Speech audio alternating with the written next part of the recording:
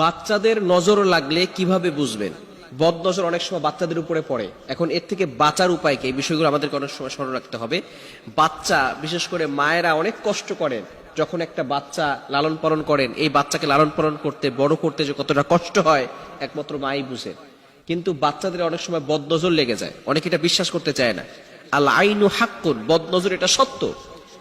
বদনজর এটা সত্য। রাসূলুল্লাহ সাল্লাল্লাহু আলাইহি ওয়াসাল্লামের জামানায় এরকম ঘটনা ঘটেছে, অনেক সাহাবীদের উপরে বদনজর পড়েছে, নবী সাল্লাল্লাহু আলাইহি ওয়াসাল্লামের চিকিৎসাও করেছেন। সুতরাং এই বদনজর এটা সত্যের জন্য অবশ্যই স্মরণ রাখতে হবে আপনার বাচ্চার উপরে বদনজর পড়েছে কিনা।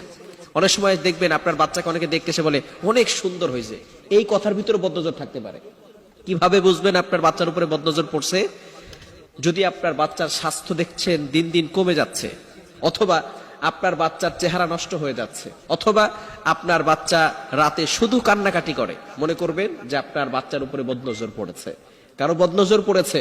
সুতরাং কোনো ব্যক্তি যদি আপনার বাচ্চাকে দেখে বলে যে অনেক সুন্দর, চেহারা অনেক সুন্দর, স্বাস্থ্য অনেক ভালো, এই কথা বলার সময় যদি আপনি শুনেন তাহলে অবশ্যই তাকে বলবেন মাশাআল্লাহ বলেন। কি বলবেন? মাশাআল্লাহ বলতে বলবেন। যদি মাশাআল্লাহ না বলে তাহলেই তার কথায় বদনজর চলে আসতে পারে।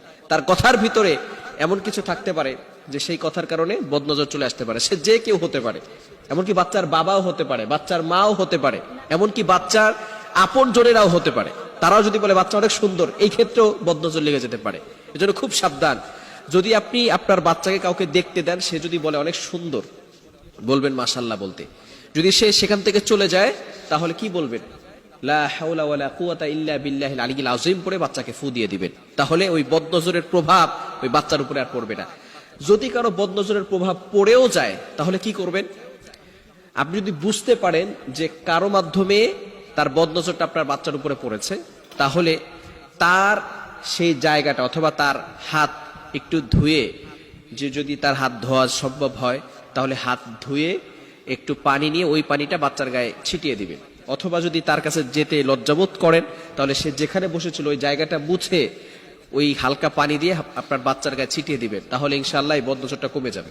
বিশেষ করে সূরাতুল ফালাক, সূরাতুন নাস এগুলো পড়ে বাচ্চাকে ফু দিয়ে দিবেন। আয়াতুল কুরসি, এই তিনটি, বিশেষ করে আয়াতুল কুরসি, সূরা ফালাক, সূরা নাস, এই তিনটি আমল অবশ্যই করবেন। প্রতিদিন আপনি নামাজের পরে, 5 ওয়াক্ত নামাজের পরে বাচ্চার গায়ে ফু দিয়ে দিবেন। তাহলে বাচ্চাকে আর কেউ কোনো ক্ষতি করতে পারবে না, বদনজর করতে পারবে না।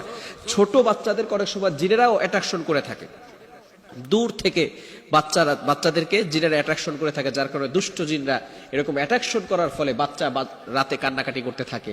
দেখবেন কোনো সমস্যা নাই, ডক্টরের কাছে নিয়ে যাচ্ছেন, কোনো অসুখ হয় নাই, তারপরেও বাচ্চা শুধু কান্নাকাটি করে। কেন? ওই যে জিনের